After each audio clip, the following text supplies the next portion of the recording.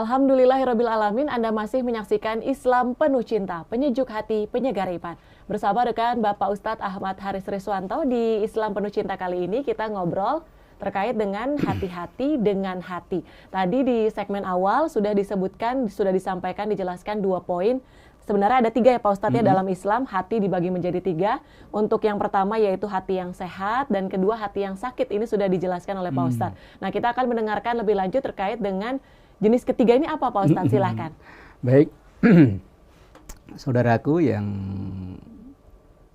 saya cintai dimanapun berada, para pemirsa Sinpo TV, juga Mbak Tiara. Yang ketiga itu adalah qalbun mayyit, hati yang mati. Kalau tadi ada yang sehat, itu yang nanti akan menghadap Allah dengan selamat. Yang kedua, hati yang sakit, itu kalau nggak terobati sampai ia wafat, maka akan menyebabkan ia ke nerakanya Allah. Lah yang ketiga ini yang berbahaya, qalbun mayyit, orang yang hatinya mati.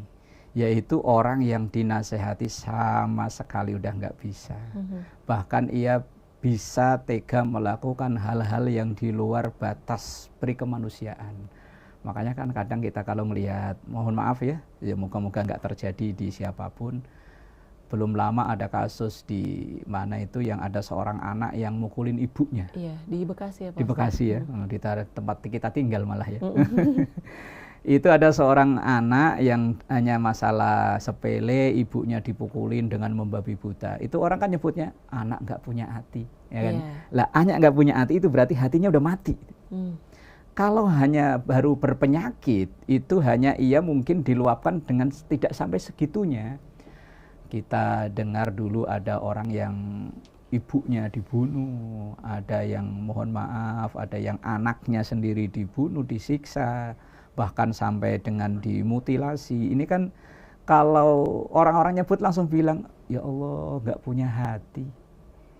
Bukan nggak punya, dia masih punya, tapi hatinya mati. Lah orang yang hatinya mati seperti ini ya udah, kalau memang nggak taubat sampai akhir hayatnya ya udah langsung neraka jalannya. Lah lalu bagaimana dengan kita? Kita ini kalau untuk qalbun salim kayaknya berat, karena ini untuk mungkin di tataran orang-orang yang luar biasa. Mungkin kita berada di yang kedua itu, qalbun marid, hati kita ini ada penyakit. Cuma seharusnya lah kalau kita merasa dalam diri kita, hati kita ini berpenyakit, ya kita datang ke orang-orang yang arif, orang-orang bijak, untuk kita bertanya, mencari solusi. Atau mungkin perlulah kita datang ke tempat-tempat yang bisa ngobati penyakit kita. Cuman kan kita harus tanya dulu. Cuman tadi di segmen awal kan saya sampaikan, kalau penyakit zahir itu ketika kita dikasih tahu, kita berterima kasih kepada yang ngasih tahu, termasuk dokter. Bahkan untuk bayarnya aja kita nggak berani nawar ya, saking punya terima kasih. Tapi ketika ada orang yang mengingatkan kita punya penyakit hati, itu rata-rata kita nggak mau terima masalahnya. Dan kadang apalagi kita di budaya timur ini kan ada rasa ewuh pakewuh. Ewuh pakewuh itu nggak enakan, ya, betul. Nggak enakan. Kita misalnya ada teman bertanya untuk tolong dong kasih penilaian buat saya ini kayak apa sih?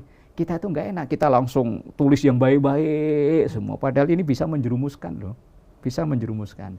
Lah, kalau memang ada orang yang sudah baik, terbuka untuk menerima masukan dari orang tentang perilaku yang berawal dari hati itu tadi, harusnya kita lah berbuat jujur. Tapi penilaian itu yang jujur, yang objektif, jangan wah mumpung nih, langsung kamu pelit, kamu sombong, kamu, oh ya enggak. Ya sesuai dengan contoh misalnya, ini loh kamu ini orangnya agak keras. Nih contohnya waktu kemarin ada gini kamu langsung begini. Kamu ini agak pelit, wong nyatanya kamu gaji sekian, ketika ada donasi untuk sekian kamu cuma keluarkan sekian. Kamu ini sama orang tua kok kayaknya kurang perhatian, wong orang tuamu sering nanya ke saya begini-begini. Nah ini kan untuk dalam rangka membangun atau mengobati qalbun marid tadi itu, hati yang sakit. Nah, insya Allah untuk qalbun salim sih memang prosesnya berat, tapi moga-moga tidak di qalbun mayyit. Harapannya kita ya di qalbun marid, tapi marid sakit yang dalam hati yang bisa terobati sampai nanti di akhir kehidupan kita nanti. Wallahu a'lam. Nah, Pak Ustadz, kalau yang terkait hati yang mati tadi, Pak Ustadz, kalau selain memang karena memang dari diri sendiri ya Pak Ustadz ya, untuk yang kemudian keinginan untuk bertaubat, adakah yang bisa orang-orang sekitarnya lakukan mungkin Pak Ustadz agar kemudian menggerakkan hatinya, agar bisa berubah hatinya Pak Ustadz, setidaknya naik level Pak Ustadz tadinya dari kelas ekonomi ke bisnis berarti Pak Ustadz di tengah-tengah. Baik. Memang orang sekitar itu sangat berperan luar biasa, berperan luar biasa. Dalam kitab Riyadhus Shalihin itu kan ada kisah pembunuh ya. Berarti kalau udah membunuh, diriwayatkan di situ udah membunuh 99 orang. Luar biasa kan, berarti hatinya mungkin udah mati saat itu ya. Tapi kan tidak menutup kemungkinan untuk bisa dihidupkan kembali kan. Akhirnya dia datang ke seorang tokoh agama, cuman tokoh agama ini nggak bijak. Ia menjawabnya secara tekstual saja. Ya, kalau bahasa kita mungkin begini, Pak Ustadz, saya mau tobat, alhamdulillah. Dosamu apa? Bunuh. Waduh, berapa yang kau bunuh? 99. Waduh, kegedean dosamu, udah nggak bisa, ini nggak bisa. Wes neraka. Lah orang mau tobat digituin. Kan bilangnya sekalian. Akhirnya orang yang ditanyain tadi, Ustadz yang ditanyain dibunuh sekalian. Jadi lempeng 100. Tapi dia nggak putus asa, dia jalan lagi terus. Akhirnya ketemu dengan Ustadz yang bijak. Dia bilang, Pak Ustadz, saya mau tobat, alhamdulillah Pak. Dosamu apa? Saya bunuh. Berapa yang kamu bunuh? Awalnya 99 Pak. Cuman ada Ustadz yang ngeselin, saya lempengin dah jadi 100. Oh, asal kamu dengan sebenar-benarnya taubat, maka Allah akan tetap mengampuni seberapapun dosamu itu. Innallaha yaqbalu taubatal abdi ma lam yughargir. Allah akan menerima taubat seorang hamba selama roh itu enggak hanya tinggal di tenggorokan saja. Tapi ya jangan sampai kisah ini jadi pembenaran untuk membunuh, tidak. Ini hanya kalau seandainya ada orang yang terlanjur melakukan dosa besar. Orang yang melakukan dosa besar itu bisa berawal dari hati yang awalnya dari hati penyakitan hatinya, ada sakit, hatinya ada penyakitnya, nggak diobati, lama-lama mati, akhirnya ketika mati itu. Kalau ketika sudah terlanjur melakukan dosa besar dengan membunuh, berzina dan lain sebagainya, jangan kita tambahin.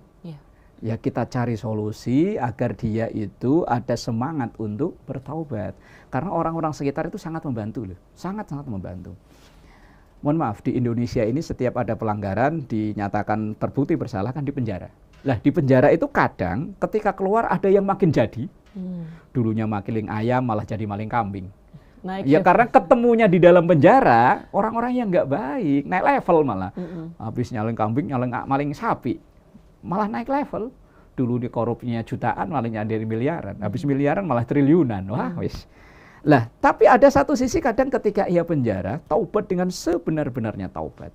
Saya pernah membaca kisah, wallahu alam, entah benar apa enggak itu ya, ada gembong narkoba yang divonis mati. Kan di ujung akhirnya taubat dengan sebenar-benarnya taubat kan. Walaupun saat itu dia mengedarkan obat terlarang yang itu dilarang oleh pemerintah, ada agama dan menyebabkan kerusakan yang luar biasa, kerusakan generasi luar biasa, tapi begitu ia tertangkap di penjara, itu mungkin proses untuk menghidupkan hatinya yang mati itu kembali, dan kebetulan bertemu dengan orang-orang baik, akhirnya dia menemukan jalan untuk hatinya hidup kembali. Bahkan mungkin hatinya menjadi hati yang qalbun salim itu tadi. Banyak kasus kan, orang-orang yang di penjara akhirnya tobat. Tapi kadang ya tadi, justru malah sebaliknya, makin jadi makin menjadi. Nah, maka lingkungan itu sangat-sangat berpengaruh. Ada orang awalnya keluaran dari pesantren jadi penjahat, ada yang keluaran dari kumpulan preman malah jadi ustadz, tergantung lingkungannya yang akan bisa merubah hati seseorang. Wallahu a'lam. Nah, baik, berarti selain faktor dari lingkungan juga tentunya dari diri sendiri, Pak Ustadz. Tapi diri sendiri juga berat tantangannya, ujiannya Pak Ustadz, apalagi buat kita biar bisa istiqomah bahkan naik level gitu Pak Ustadz. Gimana caranya Pak Ustadz biar kita bisa tetap istiqomah bahkan bisa naik level tadi? Baik, saudaraku pemirsa Sinbo TV atau yang dimuliakan Allah, Mbak Tiara, memang untuk istiqomah itu butuh perjuangan dan tantangannya begitu berat. Tantangan itu bisa jadi intern diri sendiri atau dari luar. bisa dari internal, dari eksternal, butuh luar biasa. Kita butuh support dari orang lain dan tentu berawal dari niatan diri sendiri. Dan kita kalau memang lingkungan kita tidak mendukung, harus pindah gitu. Banyak kok orang-orang yang dulunya tinggal di masyarakat yang tidak baik, akhirnya dia terjerumus tidak baik, tapi begitu pindah, alhamdulillah ketemu jalan hijrahnya, jalan taubatnya, dan itu banyak terjadi di masyarakat kita. Nah, untuk istiqomah tadi itu memang butuh latihan, butuh dukungan. Kalau itu diri kita sendiri, ya kita butuh niat, butuh tekad yang kuat bahwa saya harus berubah menjadi yang lebih baik. Nah, kalau kita menjadi orang yang diminta untuk membantu, ya kita bantu, kita support dengan sebisa kita. Atau kalau kita sendiri, aduh saya sendiri, kita tuntun dia, kita ajak dia. Lah kasus yang tadi itu, cerita yang membunuh itu kan dia diperintahkan oleh orang yang nuntun dan tobat itu, dia bilang begini, kampungmu itu nggak bagus, tempat tinggalmu itu nggak bagus.